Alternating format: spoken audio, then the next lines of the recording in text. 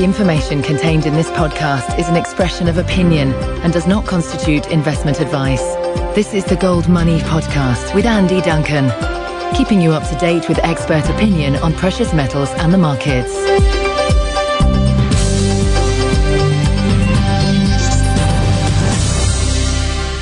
Hello and welcome to this Gold Money Podcast with me, Andy Duncan. Today I'm with Jeffrey Tucker, who is the publisher and executive editor of Laissez Faire Books. He's also the author of It's a Jetsons World, Bourbon for Breakfast, which is a brilliantly titled book, and his latest book is A Beautiful Anarchy. Good morning, Jeff. It's really great to be here, Andy. It's wonderful to see you and talk to you. In 2008, in the words of Doug Casey, the world economy entered what you might call the leading edge of a paper money storm, a sort of Hurricane Sandy writ large. Now, according again to Doug Casey, we're sort of in the storm's eye, and we have been for the last 4 years, with lots of paper money printing in 2008, 2009 and so on, to keep us in this eye. But we're about to enter a much deeper and much more powerful trailing edge. Now, Gold Money listeners need to survive through this storm if we're about to enter it. They need to trade through the storm, and they need to emerge at the other side with their wealth intact and able to expand their businesses through trade. So I thought I would ask Jeff, who's a great futurologist, about what he thinks the future of money is. So Jeff,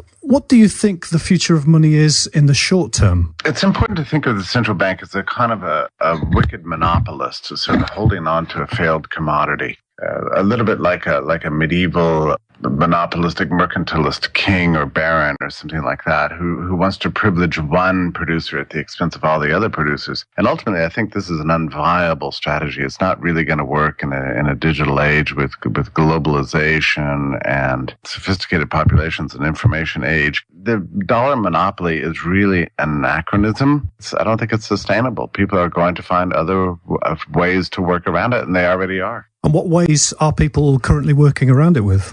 Well, for one thing, it doesn't take you too long to be in business when you begin to realize just how prevalent barter is. And I'm not talking about, trading your cow for eggs or something like that. I'm talking about very highly sophisticated sort of labor bartering tactics. I mean, people are trying to find ways to exchange with each other without trading cash. I mean, mainly because of the tax state and because of the heavy interventions. People would rather sort of keep things, on a barter arrangement because trading in a monetary form is highly costly. It's a very interesting thing that we've seen the rise of so much use of barter, which is rather inefficient in a way, but digital age is possible to manage this pretty well. And this is now a common in business. People look for they find ways to do quid pro quos rather than actually trading money, so that's a huge workaround by itself. And we've also seen tremendous innovation in the areas of currency markets.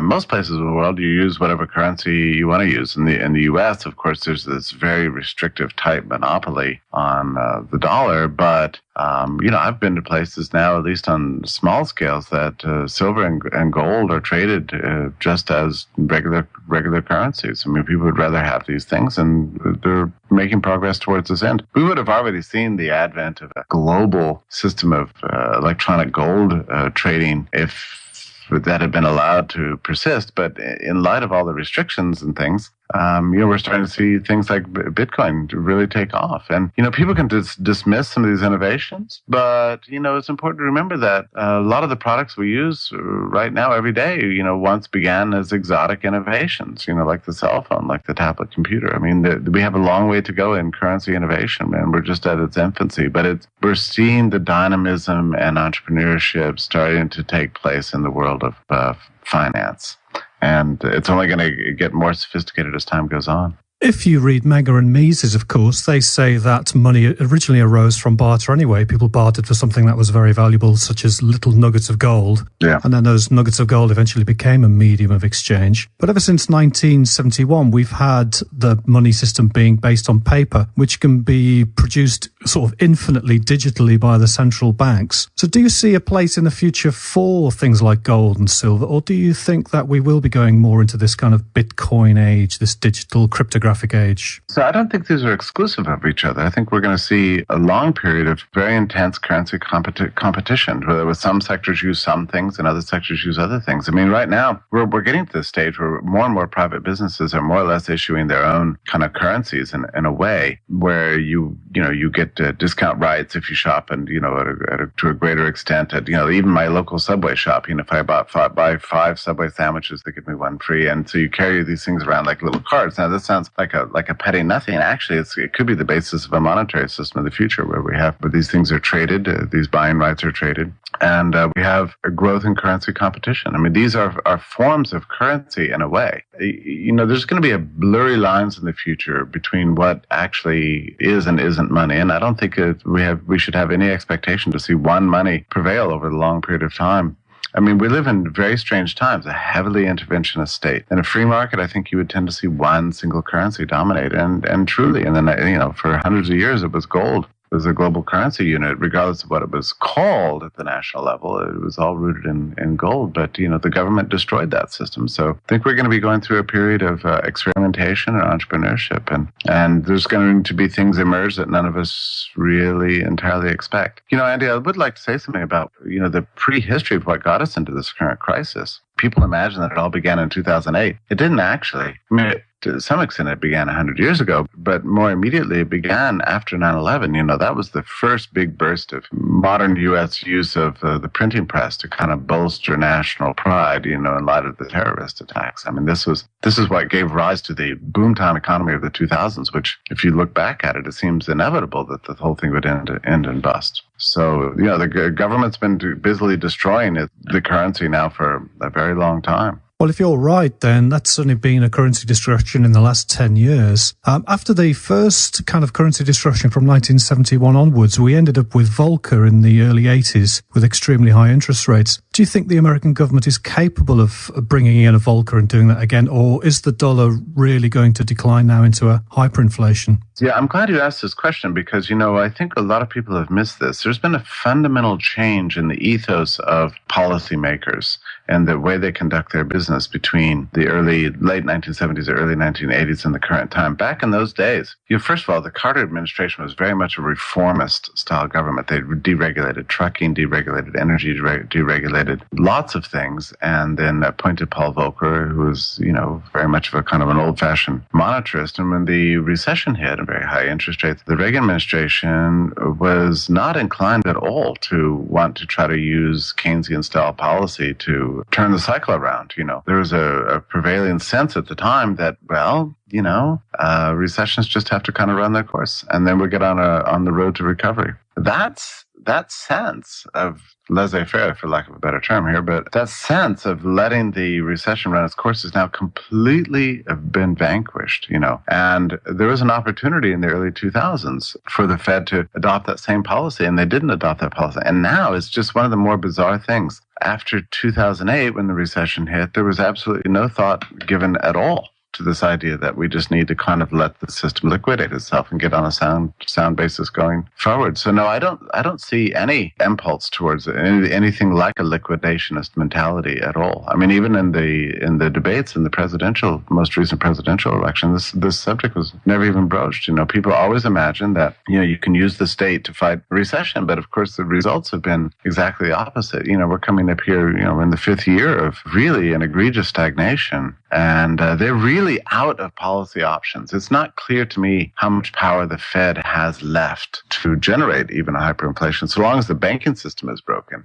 it's really unclear what options are even left for these people. And yet I know they will not pursue a liquidationist strategy because they're afraid that will bring down the financial system. I don't know if that's correct, but that's what they fear. So what you essentially have is the looting of productive economies all over the world, especially in the U.S. on behalf of this overinflated financial and banking system, which the Fed wants to protect above all else. That's its policy priority. No matter what Bernanke says, it's not about curing the recession. It's about saving his friends from the cold waters of competition.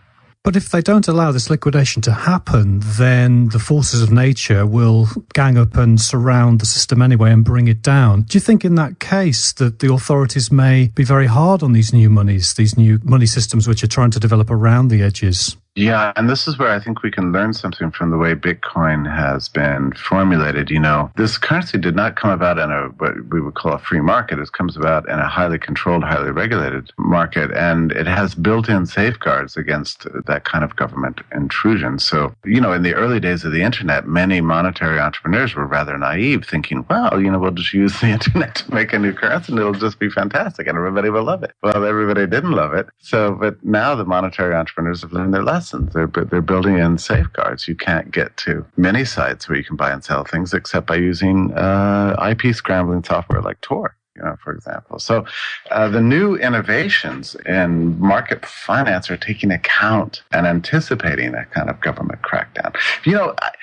Andy, it's really important for when people and they look at the world to understand something extremely important. That is the biggest long-running trend in the whole history of the world, which is that markets always outrun the ability of states to control them. We're always ahead. It's like a race, between power and market is always one step ahead. And if that weren't true, civilization would have collapsed a long time ago. So this is why I'm not entirely pessimistic about it. I mean, the market innovations are amazing, and we're way ahead of the state, at every level right now, and we will continue to be. This is why we continue to see progress, and I think we'll continue to see progress. People always underestimate the power of global communication networks. The most valuable commodity there is information and exchange of ideas. That has never been more easy than it is today. So we're seeing some of the effects of this. In the old days, people used to move to the city so they could learn from others and talk to others. Well, in the age of the internet, we've all moved to the city, and this is the main source of entrepreneurship and economic growth in our time, is the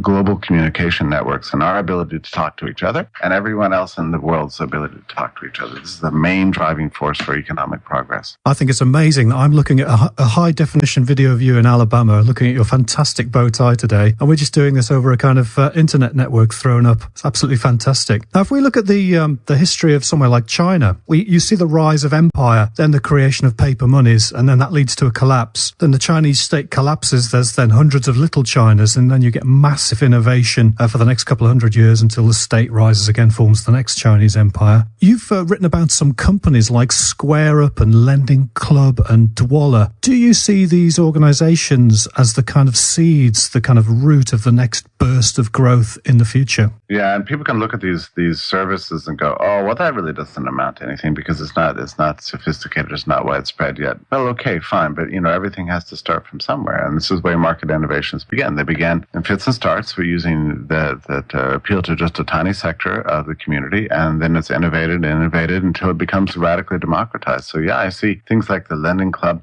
And there are many, many similar services like that as an alternative to the banking system, actually. That's really what these things amount to. And things like Foursquare and TradeUp and these sort of things are alternative systems of payment. And, this is the thing. We've seen the biggest migration in the history of the world in the last 10 years. And it's been a migration of people from living in the physical world only to living in the digital world primarily. And it wouldn't surprise me at all to see that all of our economic affairs are going to migrate with that over the coming time. And markets will not be stopped by government's attempts to control them. They will not be stopped. I mean, it's embarrassing to me when I look at a guy like Bernanke up there talking about how in control he is of everything. He knows otherwise. I mean, in his heart, he knows that that's not true. They're no longer in control. And they're going to continue to lose control in the future. You talk about the rise of secessionism. Yeah, I mean, that's going on all over the place. That doesn't mean necessarily that the nation states are going to break up in fact, but the nation states are breaking up in a different way, in the sense that we're forming these global communities of economic and financial interest and just communities of interest that transcend the nation states. So we're seeing a de facto secessionism that's far more radical than anything we ever saw in the 19th century or in 1989 and 1990 when the Soviet Union broke up. It goes down to the level of the individual, doesn't it? So could you tell us a bit more about Lending Club? Because that's based on individuals, isn't it? Yeah, it was a funny thing during the presidential debates. Romney said, well, I think it was the other guy, Obama said, well, we have to have regulation of the financial system. And Romney said, well, I completely agree. You can't have people, setting up banks in their garage and lending to each other. Well, actually, that's in fact what's going on.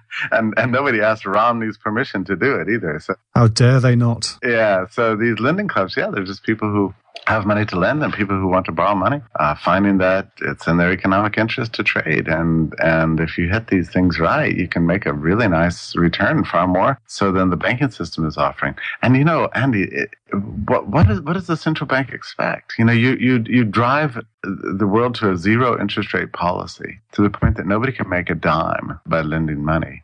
And it's pointless to save anymore through the official channels. Of course, unofficial market innovations are going to come about. So things like these lending clubs are going crazy. They're booming, and they're going to get ever more sophisticated. They've already been banned in some places, of course, but they're not banned here. But if they do ban them, there'll be other forms. There'll be always there's no stopping it. The informal sector of economic life is already, at least in terms of people's working lives, probably as large or even larger than the formal sector. The state only manages the formal sector. It's the markets that's driving the informal sector, and that's where people are gradually migrating a little bit at a time, a little bit at a time. People will not sit by and let the governments of the world destroy civilization. People are going to find ways around it and are finding ways around it, and the state is simply not going to keep up. And that, by the way, is one of the reasons that the digital sector is so innovative. It's because there's relatively less regulation over it. And the reason there's less regulation is that the government hasn't gotten around to it. They will and they want to, but they're not there yet. Meanwhile, global communication has been unleashed. Markets are more globalized and communicative than they've ever been before. And these little petty nation-state anachronisms called politicians and bureaucrats are really going to be left in the dust. Yeah, they're going to destroy a lot of things in the meantime, but they can't stop the market. One of the ideas that you've been putting out is this thing called the speakeasy economy, which I found really interesting. Now, I know you Austrian economists dislike being nailed down to timeframes, but when will we know? What will be the tipping point where we know that we've moved from a central bank-controlled money system to a speakeasy economy money system? It happens when the average person becomes conscious of options that are easy and advantageous to him personally. I like to spend some weekends just kind of going around shopping in technology stores and seeing what's available on the shelves. And I'm always surprised by something. 6 months ago or a year ago, I'll read about, in some far-flung geek publication, some new product that's coming out. And then 6 months, a year later, suddenly you find it on the shelves. It's always surprising to me because I think, wow, I didn't know you could just go and buy a 3D television and hang it on your wall. I didn't know this. I didn't know that Google made a little tablet reader. I didn't know that Samsung had come out with its equivalent of the iPad mini 6 months before iPad even proposed it. So there's new things happening all the time. So yeah, I think in the future we're going to find very easy ways to conduct our business that are going to just hit us in the face, and we won't have to go looking for them. That's the cool thing about entrepreneurs in the private markets. They're always looking for customers, so they'll come to you. Do you think money based on gold will play a role in that? Yeah, I think it probably will continue to. I've seen some very interesting little innovations in the physical world where I was in New Hampshire, I guess it was this time last year, and people were trading little index cards with slivers of gold that were measured in micro units, and people were accumulating them and spending them and buying them, and merchants were accepting them. This is going on all over the U.S. actually right now. And I have my friends in China say that it's true in China too. I think if the Swiss gold franc project comes off, there's going to be an official Swiss money, and there'll just be tiny, tiny slivers of gold embedded in the sort of plastic heart of a coin, which will be worth at $1 or $5 or $10. People have a lot more confidence in that sort of thing than they would do in paper money, that's for sure.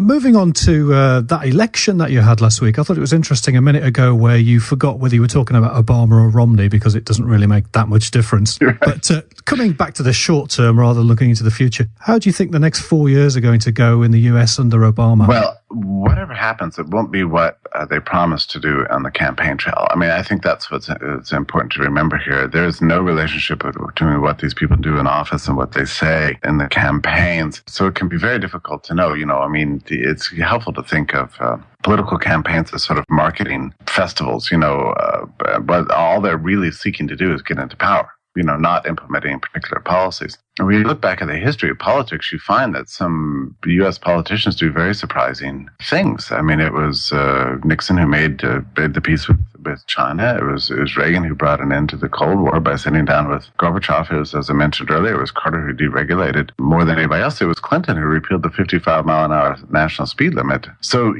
what these people say and what they do is completely unrelated. So I'm not entirely with the crowd that thinks that Obama is going to somehow bring us socialism, like overnight or something like that. I don't believe that. I'm not even entirely sure that this healthcare legislation that he's been behind is going to be implemented in exactly the way that people expect. I think we might see some better sense emerge from the Obama administration in the second term than we saw in the first term. The other thing is that it's not even clear to me or to anybody really how much power the president really has. I mean, the real government in the U.S. consists of the vast regulatory agencies that operate independent of any political control. And then also, Wall Street and large banking interests working through the Federal Reserve and the Treasury Department. I mean, that's the government. The rest of these guys, they often seem to me like just marionettes, just to put a different sort of veneer on the structure of the state. So I think, an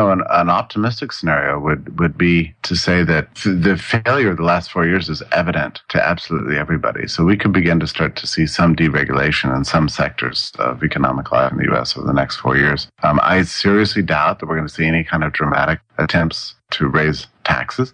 I mean, just in the last few days, we've seen the markets hammered just on the prospect that people think that cap gains tax are going to go up. No president wants to preside over a crashing stock market. They're going to be afraid. They're going to be afraid to raise taxes. I don't actually anticipate that. I'm a little more optimistic in general about the Obama second term than I was on the first term, and I'm feeling some sense of relief because God knows what would happen if we had a Romney, in charge. The most dangerous thing in the world is a new president with a mandate. That's when they get crazy and reckless. Yeah, Obama's looking very crestfallen at the moment. The glad, confident morning seems to have long gone. Yeah, it really has. Yeah, and the other thing is that a lot of people in the U.S. really do not like this guy, which is a good thing in a way, because that sort of contrary public opinion tends to restrain the state by itself. They're very worried about the popularity. They're very worried about the bond market, about the stock market, and about the economic conditions generally. So we could start seeing some better sense emerge, I think, over the next years. Yeah, we've seen Ben Bernanke get very concerned about stock prices, haven't we? He's kind of almost got a third leg to his mandate of looking after the value of the dollar, which is hilarious, keeping full unemployment. But now the third leg of his kind of tripartite policy is to keep the stock market up. So if you're right, then they have to avoid trying to let it go down. Yeah, and they don't always know why stock prices are falling. But in this case, the prospect of tax increases is emerging, at least as of this morning, as the conventional wisdom that people are selling in anticipation of higher capital gains taxes. Well, that's the best way to kind of prevent that from happening, right? To just see people respond. The other thing is that, to go back to this healthcare issue, we've had many CEOs in the U.S. say that they are not going to hire new people. In fact, they're going to start firing people right now because the costs of doing business are going to go way up. Well, that is also serves as a kind of deterrent, to political recklessness. I think we're going to start seeing more of that. If there had been anything that had happened over the last 4 years that had actually succeeded in achieving what that they claim they're going to achieve, then these people might be a little more confident. But right now, the Fed is in a corner. There's no more money left for Congress to spend. Everybody's talking about the fiscal cliff. There's a lot of concern and worry out there. I think we're going to start seeing some political push to some other options. And regardless of what happens in Washington, as I say, private markets continue to innovate. There'll be no stopping that. If they do manage to further crack down on private wealth creation in the U.S., then we can expect to see a migration for capital start flying out of the U.S. more and more. I mean, already, people are Americans, especially wealthy Americans who have made their money through the private sector, are looking to other options, places to move, places to go. That's not ever good for any government when things like that start happening. You're sounding quite optimistic there. It sounds like you think that the market is beginning to shrink down power in the United States. Well, I don't think that the state is going to shrink, but what I expect to see happening is that the private sector is going to grow much more massively. People always ask the question, are you optimistic or are you pessimistic? I would answer the question this way, I'm both. Talking about the digital economy on a global basis, I'm wildly optimistic. I think we're living in amazing times, and we're going to see innovations in the next few years, like you just will not believe, just same as we've seen in the last 5 years. Despite the recession, we've seen just astonishing innovations in tech and technology.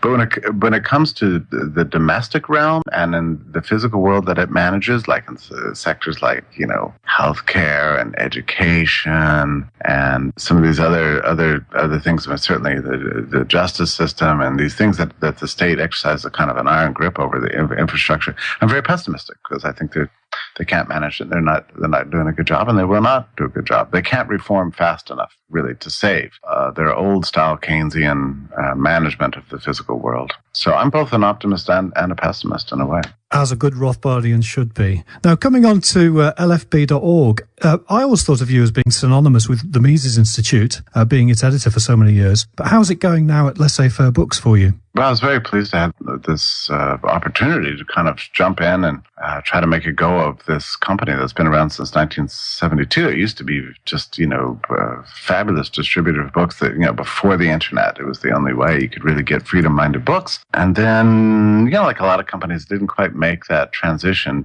to the age of the internet, and other companies were faster and smarter. And so Laissez Faire was sort of buried, over the course of the late 90s and 2000s. But then it was acquired by Agora Financial in 2010, and they tapped me to kind of see what I could do to revive the thing. I started working a year ago, and we're in the black. The bleeding has stopped, and we've started a new club, and I'm doing my favorite thing in the whole world, which is to publish good ideas. And so we're coming out with a new ebook every week, and we've jumped into this whole idea of global private communities and started our own private club. So you pay a kind of cover charge, and then the drinks are on the house, and that's our business model, and it's working very well for us. I always like to be on the cut. I always like to do something new. I always want to do something that's edgy and out there, something creative. That's sort of why I get up in the morning. And so Laissez Faire has been a fantastic outlet for me. So as I say, we're publishing a new book every week, and radical stuff that in the old days nobody would have ever touched. Books speculating about how a society without the state would work. I mean, I probably have 5 or 6 books now in the club that are just about the subject of what's called market anarchism, for example. That's really exciting to me. So I'm enjoying the challenge, the opportunity, and the daily drive to be innovative. And that's what LFB is really meant for me. It's that sort of unleashed everything I've ever wanted to do, really. It sounds like my kind of club where you pay one price and get all the drinks you need till the end of the night. Now, I know you like books about the future, or which examine the kind of present better than books that examine the past. Is there anything exciting coming up with Laissez Faire Books, which Gold Money listeners might want to read about? Well, I try not to announce the books until they come out that week.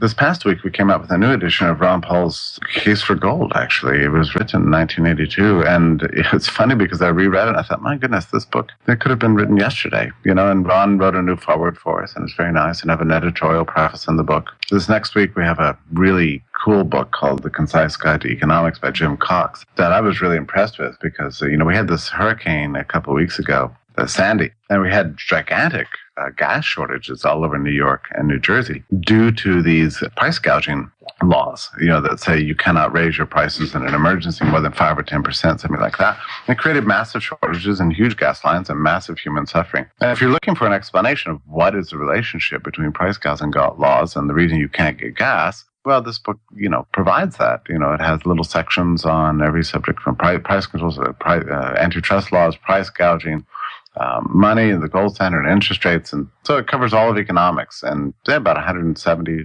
pages with little short essays on all these topics. I was dreaming that we could have been able to distribute this all over the bureaucracies and offices, mayor's offices in New Jersey and New York a couple of weeks ago. I don't know that it would have made any difference, but at least they would have been able to anticipate the human misery that they actually created by enforcing their idiotic laws. I'm sure you would have been breaking some regulations if you'd done anything like that. But we have other books coming out. I mean, I'm working with authors all of the time, and we're working now 6 months ahead. And I'm looking for the long term on this club. I'm expecting that this new model of publishing is going to generate a level of literary creativity like we haven't seen in a very, very long time. There's a lot of talent out there, Andy, as you know. It's just a matter of tapping it and channeling it and getting it distributed to the right people. It sounds very exciting, and I'd love to speak to you about it for hours on end, but we need to wrap up now. So thank you for your time today, Jeff Tucker. Is there anything you'd like to add before we leave? Well, just that I appreciate your show and what you're doing. I think we're the truly progressive people who are thinking about a future of freedom rather than the past of statism. So thank you for all you do. Thanks very much. Bye-bye. Bye-bye. Subscribe to the Gold Money newsletter at www.goldmoney.com to receive email updates on new articles, videos, and iTunes podcasts from our Gold Research section.